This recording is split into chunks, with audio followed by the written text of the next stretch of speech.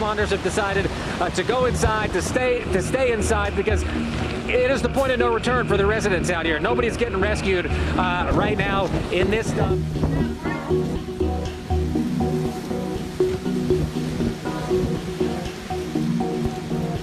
We're also noticing loud noises and explosions of green and blue lights in the air. Those are transformers blowing throughout the area.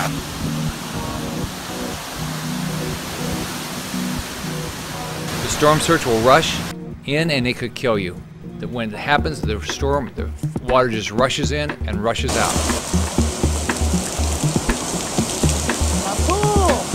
People need to take this storm with great seriousness. It is a storm of historic and epic proportions, and the efforts of every level of our federal government are here to stand alongside state and local officials.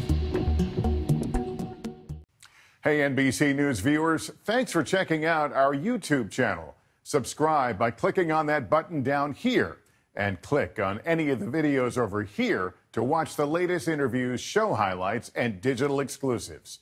Thanks for watching.